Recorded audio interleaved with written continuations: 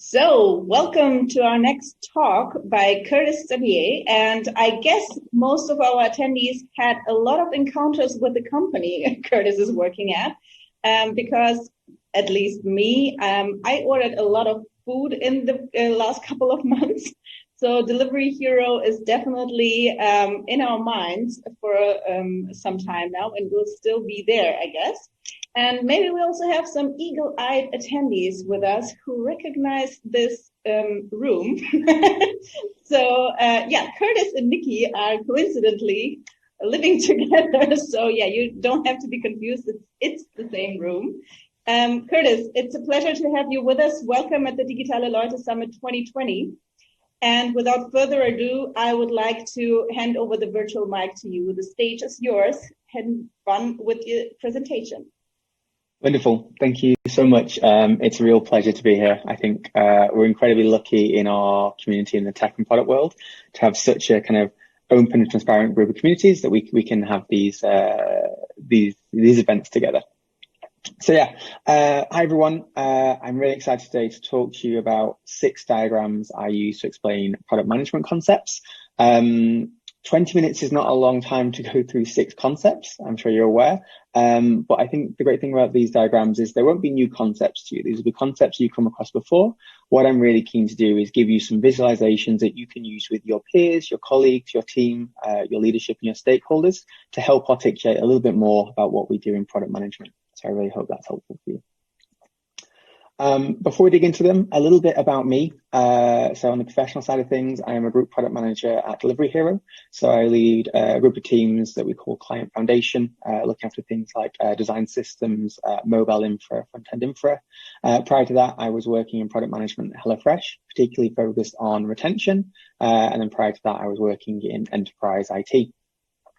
So now for the things I guess you won't find if you stalk me on LinkedIn. I grew up in the UK. I have 2 cats and a dog. You can see the dog to the right there, that's Poncho. And in my free time, I enjoy board games, running and rugby. So there's a little bit more about me.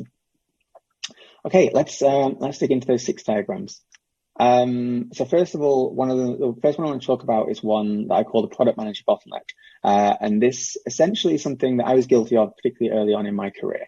I always felt that the role of the product manager was to have the right answers, not necessarily to be able to provide the right answers, but be able to have been informed enough in the different conversations that I could, when someone asked me a question, whether that was a stakeholder, whether that's an engineer or a product designer, to have the answers. Now, unfortunately, what this led me to do was kind of build myself into this position on the left, where I was a single point of success for our team. Or single point failure, depending on which way you want to look at it. And what this meant that kind of a lot of the transactions were going through me. And this resulted in 3 things. First of all, I was actually slowing the pace of the delivery of the team. So if you imagine the situation on the left, right, where the web developer says, hey, Curtis, what's the tracking concept that we need for the new feature? I say, oh, let me go and check with our product analysts. I find out, and they say, oh, it's the same naming convention that we use on iOS. And I go back to the iOS developer, check, and then pass back the web. There's no need for me to be the center of that transaction. All those moments where I'm waiting for someone to respond or people are waiting for me to respond, I'm slowing the pace of the delivery inside our team, which is obviously not what we want to be doing. The second reason is the whole point of having kind of cross-functional empowered teams is you have specialists in these areas. These group of humans have a broad set of skills, and they're the ones that are contributing to success. You don't need the product manager to be able to answer every question. You just need a product manager to be able to facilitate the conversations between these group of people. And the third reason why the product manager bottleneck is kind of a dangerous model to build into is ultimately you can't scale as a product manager. It'll learn to you burning out. So what I really do encourage is something more on the right. The product manager is not the center of the team. And there's a few different things you can do to create this kind of culture. The first of all is default to open. So if people ping you in like one-on-one messages on Slack, try and move that conversation to a public channel and tag the people that are best answering the question instead of just answering the question yourself. What you do then, you should create this a little bit more of a culture of shared responsibility. The second thing I would recommend as well is really facilitate connections between people. There's this concept in our industry sometimes of the product manager being the shield of the team. And I really disagree with that. I think in a team, you're all accountable or all responsible for the success of the team and building up relationships. So instead of it being the stakeholder, it's Samantha from the growth and retention team. You're working as one broader team. And as you facilitate those connections and those conversations, you build trust more broadly and you remove the dependencies on yourself. And then the final one I'll highlight as well is kind of think about delegation. If you have someone who is a specialist, so in the example I gave before, the product analyst, anytime there's a conversation about tracking concepts, send them straight to the product analyst. They're the best person to answer that question. You're going to add little value to that. So that's the product manager bottleneck. The second one I want to talk a little bit more about is product manager capacity. And this is a bit more of a recent one that I've looked at how to articulate. And the way that I think about it is, as product managers, we have a finite amount of capacity in terms of days in the week that we have and the ability we have to focus. And the way that I kind of visualize this in my head, at least, is I imagine a shape like a rectangle, and the area of that rectangle is your capacity of a product manager. Now, your capacity always stays the same, but what you can do is you can play with the depth, so how focused you go into one topic, or you can focus on the breadth. How many topics are you covering? Okay. The main thing to be aware of with this kind of diagram is you can't have both. You can't be both broader and deeper as a product manager. So how might this look? So say, for example, I'm doing a good job with one team, my leadership impresses me and they want to ask me to take on responsibility in the second team as well. As you pull out this breadth of my domain, you will also bring up my focus. So I don't have the capacity to do the same level of detail that I was doing in one team. And on the flip side, if you really need to dig into one particular area, maybe you're responsible for the checkout funnel and there's one particular page that's underperforming, one particular step that's underperforming, and you and the team want to spend a lot of time focus on that, what you will then do is you'll narrow the amount of things that you can work on because you go into a much deeper level. Why is this important? I think when we think about our careers, like we want to be successful. We want to be successful for our teams, we want to be successful for ourselves. But we do have a finite capacity. We have to be conscious of that. So for product leaders, if you've got a product manager who's performing well and you want to give them more responsibility, be conscious that there are going to be trade-offs in terms of the depth of focus that it can go to. And on the flip side, towards as product managers, if you want to take on more responsibility, be aware this also has a knock-on effect. So just a little way of visualizing our capacity and how we can stretch it in different directions. Okay, this one actually I think resonates quite well with people when I've had this conversation in the past. This is what I call the initiative, size, risk, and leadership involvement. So let's have a look at this pyramid. This pyramid is designed to communicate two things. Okay, the risk around a particular piece of work or pieces of work that you're working on, and the number of initiatives that you have in that area. So if we look at the kind of y-axis, the further up this pyramid you go, the more risky or the higher degree of investment is required in those initiatives. Okay, the further down you go, the lower the risk. If we look at how wide the pyramid is, the wider it is, the more initiatives we have with that, and the narrower it is, the fewer initiatives we have with this. So what could this manifest, right? So at the very top, we have very few high-risk initiatives. This could be things like adjusting your pricing strategy or launching a new country. Further down, if we look at the bottom of the initiative, things that are kind of low risk, and we do many of, we're talking things like copy or image tests. These are things that you can do a lot more of and a lot of frequency, and this helps you balance your roadmap and balance your risk. Why do we want to do fewer high-risk initiatives? Well, generally speaking, they take more effort in terms of time and money. So you want to make sure you really kind of cross your T's and dotted your I's as you're going through that process. And why is this important? Because I think it's really important for us as product people to also work about how do we make sure our leadership are engaged in these topics. Me as a product manager, if I'm talking about tweaking our pricing strategy, that is absolutely a conversation I want to be having with my product leadership and our business leadership to make sure that's the right way to go. Having a conversation with them about, what is the right copy, probably not an effective use of your time with them or their time overall. So further down you go, you probably want to be more informed, like, hey, here's an FYI. Further up, it's like, no, I really would like your opinion and your engagement in this topic. So just a little bit of a way to think about how we balance risk and features and how we bring our kind of leadership partners into these conversations. The knowledge silos. I think this is possibly one of my favorites. So this is a diagram that actually was built off a real survey, a real awareness. So when I was at HelloFresh, I was lucky enough to work with a fantastic engineering leader, and he would ask every quarter, our organization or the teams working with him, how aware of you of what we're working on in the organization. Now, what you tended to get is people are very aware, hopefully, of the thing that they are working on. And they have a good awareness of what their team is working on. Now, what you do is you expand organizational proximity. So how close are different teams to an individual? You find that the awareness of what those teams are working on starts to drop off. Okay, so good knowledge of what's going on in my squad or my team, reasonable knowledge of what's going on in my sister teams, my department. Yeah, okay, what's Bob in marketing doing? If I don't work with Bob on a day-to-day basis, my knowledge of that is very low. And why is this important? Because particularly as organizations grow and particularly as organizations scale, our ability to kind of communicate gets a lot harder. I think there's a number that's about 100 humans is kind of like the breaking point for normal, informal or tribal knowledge. And the reason this is key is actually one of the big reasons that you find conflict or tension in an organization is not because it's malice. You're not working with nasty people, and it's almost certainly not that you're working with incompetent people. It's normally that you have access to information that the other party probably doesn't, and vice versa. The other party has information that you don't have access to. Why this is important is because that access to information informs our perspective and our decision making. So when you come into conflict, it's normally a product of misalignment across those. So how you can use this diagram is it's one of those that you can keep in the back of your mind. And if you come into a situation where there is conflict, where there is tension, where there is disagreement, use this as a little bit of a circuit breaker. Okay, cool. What am I understanding and what am I aware of that my counterpart isn't? Or vice versa. What information have they got that hasn't trickled down to me, and how can we build that alignment?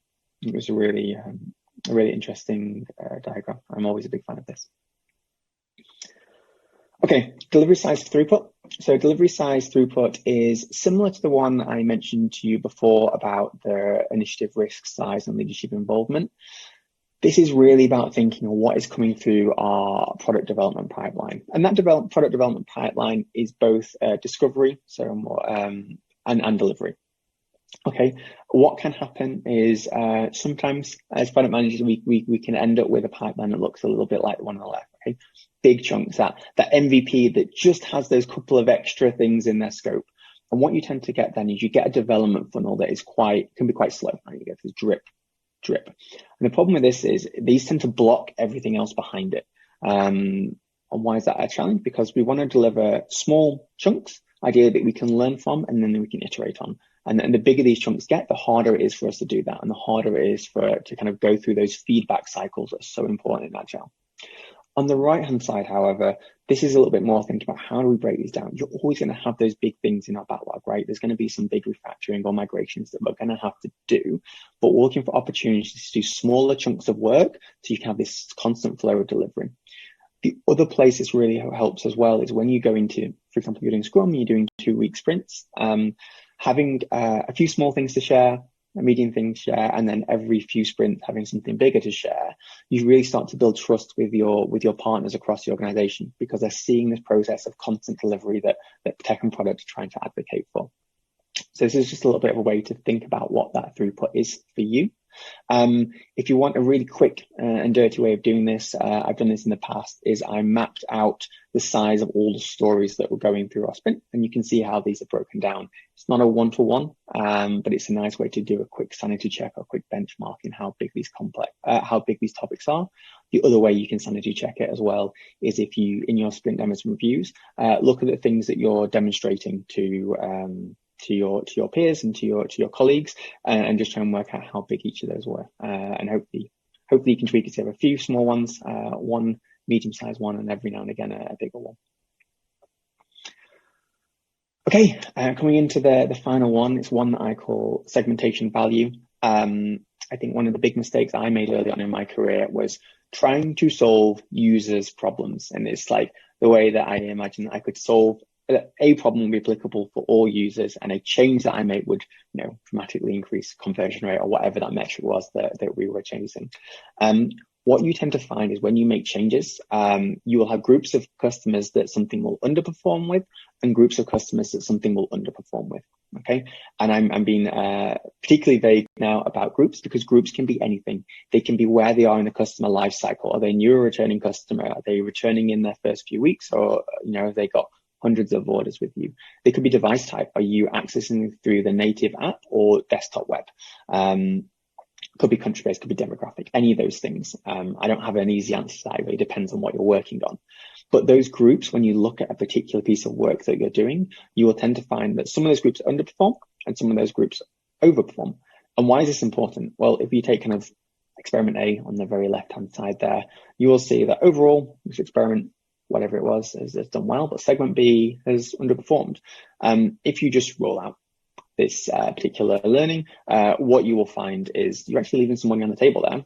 It's like segment B is now doing worse overall. And on the flip side, experiment Y, you may go, geez, oh, this is terrible, but there is a segment there that's done well. Now, the important thing is not just to say, okay, cool, we'll just roll it out for A, C, and D in experiment X, or we'll just roll it out for experiment C. It's about understanding what the reason is behind that, but it's about trying to break down into more granular aspects how these things are affected your product, because that's the value of shipping in small chunks. It's the ability to find out a result of something. Was it good? Was it bad? And then understand the why behind it so you can start to tailor it. What I actually found in my experience was I never really had experiments X and Y pop up. What I was actually getting was a lot of experiments Z. So I do a change and be like, oh, no significant change. And then you dig into it and you've got some customers this underperforms, some customers this outperforms. So this is, there's no quick and easy answer to this, but one of the things I will always say is really think about the different clusters of customers that are operating in changes that you make, and try and be as specific as you can in terms of how you answer those questions and how you tailor your roadmap to target these different groups of customers. So there's the case of the main takeaways. I want to leave you with a final thought. So as I said, I don't think any of these diagrams are particularly new, or the concepts were not new that they were supporting, but I really think as product management is quite new to most organizations, and I think lots of organizations are still trying to find their footing about how they work with us as product managers and how do they work with us as product teams. I think our job is just as much about shipping business value and chasing business outcomes. It's just as much about working with our colleagues across the organization to kind of raise awareness and explain what we do to start to build a much more product-led culture inside our organizations. So with that in mind, I really do hope that some of these diagrams have been helpful to you to visualize some of these concepts I'm sure you come across day to day.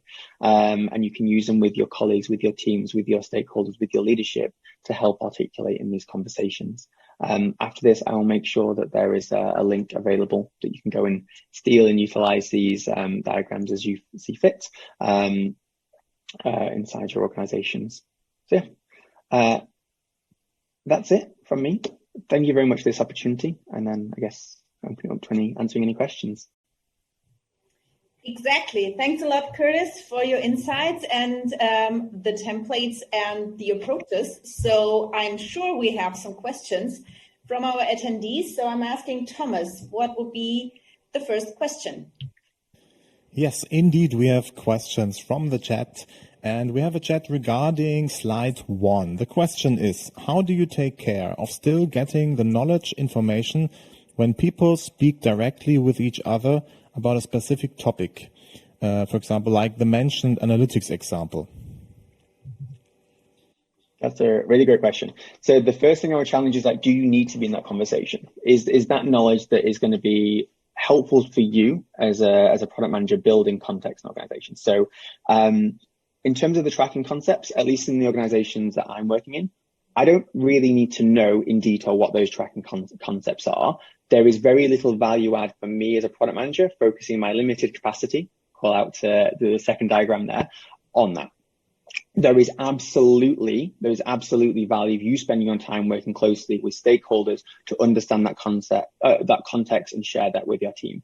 So I think it's about understanding, is this particular topic something that you definitely need to be involved with, or is this knowledge that the team can build on its own, or is it something that's not? I go back a little bit to what I said at the start is my job as a product manager is not to have all the answers. It's to facilitate the connections between the group of humans in our organization that do and share the context so they have that understanding and so that they can do the fantastic work. I'm a generalist. I'm not a specialist. I just know little bits of everything. I just need to glue the other humans together so they can do the fantastic things. And that's the way that I see it. Thomas, do we have another question for Curtis? Yes, we have. Simon asks, how do you break up silos? What methods do you use to increase collaboration? I think there's a whole talk available on that kind of thing. It's a challenge. It is. And I think particularly as organizations grow, my first thing I think I would recommend is going back to that point I said is don't attribute to malice that you can just attribute to misalignment. So always start with best of intentions. We are all employed by this company to help make this company or organization more successful. So let's start on that principle. A little bit the tips I mentioned, default to open communications. Normally, if people ping me directly as like a one-on-one Slack message, for example, I will almost always say, hey, can you post this in X channel and tag me? Because what you do, you just naturally increase visibility. And you can more easily drag people in, and you foster that kind of, it touches back a little bit to the first one where you just bring people into a broader conversation and you can step out if you don't need to be involved with it. One of the little things I do, and this may be more because I'm a native English speaker, but I often use the phrase like we and our colleagues, because one of the things that I've seen a lot is people say us and them. And it's this human nature of creating like different groups and silos. But as far as I'm concerned, we're all on the same team. So if I give you an example from what we currently have, we have I look after a number of squads. I'm still an operational product manager in one of them that we call home screen. So it's the first interactive screen you see in the app. And we have colleagues that we call product specialists in the local markets that work directly with our teams over there. So I think we're working about 14 different markets. It's not possible for me to have a close working relationship with every single one of those markets. But what I talk about the home screen squad, which is the traditional Spotify squad model of a cross-functional team. And then I talk about the home screen team. And the home screen team involves our product specialist colleagues. It involves those key people in the markets that want us. And we are the home screen team, and we are responsible for making this product more broadly successful.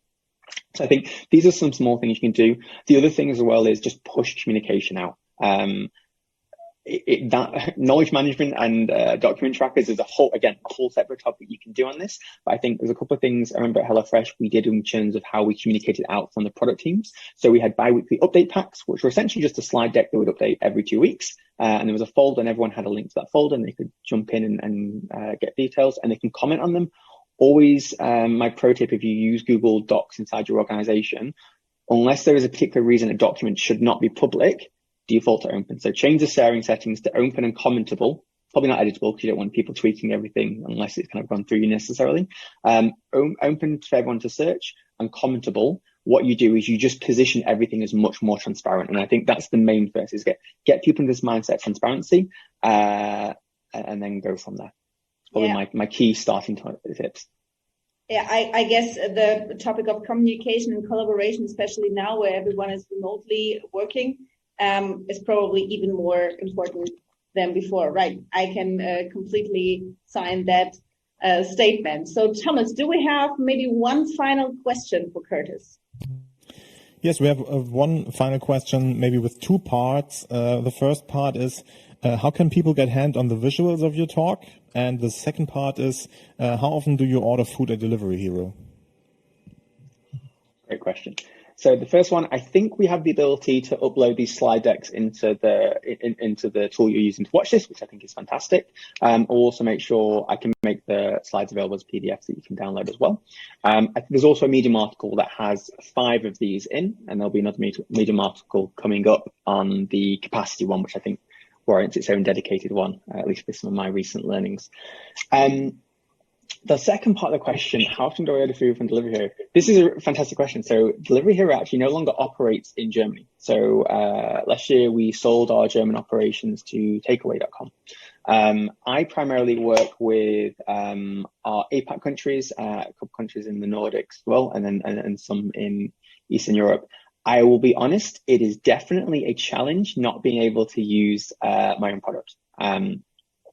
What I do is pre-COVID times, whenever I go to see our colleagues in Singapore, I would absolutely make the most of the Food Panda app over there, lots of ordering. And actually, that's one of the things we're working through in our organization now is we have a tech hub here in Berlin, and we have a tech hub over in Singapore.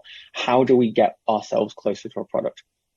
Caveat, obviously, you are not your normal users. The way that you think about your app is always going to be different to your users. So you shouldn't necessarily rely on that as a good way of testing.